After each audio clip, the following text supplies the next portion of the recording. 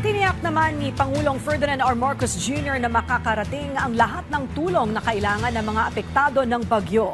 Kasabay yan ng pinangunahan niyang pamamahagi ng ayuda sa mga nasalanta ng bagyong Emong sa La Union noong Hulyo. Ang detalye sa report ni Jezreel Lapizar ng PTV Cordillera. Marami sa mga residente ng San Fernando, La Union ang hindi pa tuluyang nakakabangon matapos ang pananalasa ng bagyong Emong noong Hulyo. Dahil dito, sa pangunguna ni Pangulong Ferdinand Marcos Jr. kasama ang Department of Social Welfare and Development at Department of Agriculture, sila ay namahagi ng tulong sa mga nasalanta sa La Union ngayong araw. Mahigit 800 pamilya na nawalan ng bahay dahil sa bagyong Emong ang nakatanggap ng mahigit 10,000 pesos na emergency cash assistance at family food packs mula sa DSWD. Mahirap pa rin, ma'am. Lumipad kasi yung bahay namin, yung buong halos lahat, nawala lahat. Kaya nagpapasalamat po kami kay Pangulong Marcos dahil sa tulong niya. Napamahagian din ang 275 magsasaka ng fuel assistance cards na naglalaman ng 3,000 piso mula sa Department of Agriculture ng Ilocos Region.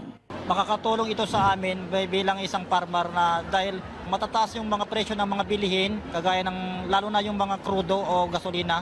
Malaking tulong para sa aming mga farmer kasi ito ay nababawas po ito sa aming gastusin. Nagpapasalamat naman ang gobernador ng La Union dahil sa pagbisita ng Pangulo. Aniya, hindi maikakailang sa mga magkakasunod na bagyong nanalasa, isa ang La Union ang malaking pinsala. And we are very happy na yung presidente ho nga natin, ganun ho ang concern niya sa amin dito, that even with the hectic schedule, he finds time to come out, reach out to our people, to show them, to let them know that they are not alone and that there is hope for them.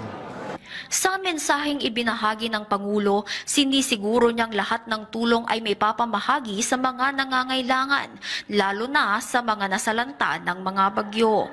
Sinabi rin ng Pangulo, alam niyang hindi pa sapat ang mga maipapamahagi ngayon, ngunit ipinangako niyang gagawin ng pamahalaan ang lahat upang maabot lahat ng nangangailangan.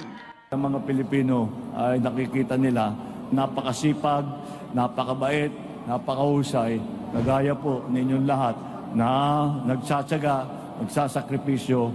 Andito lang po ang inyong pamahalaan upang tulungan kayo hanggat maaari, hanggat kaya ng pamahalaan. Nandito po kami upang tumulong. Maliban rito, binisita rin ng Pangulo ang mga pasyente sa ward at orthopedic department ng Ilocos Training Center and Medical Center. Pinangunahan rin nito ang yaman ng kalusugan caravan ng PhilHealth sa San Agustin Elementary School, San Fernando, La Union. Jezreel Kate Lapizar para sa Pambansang TV ng Bagong Pilipinas.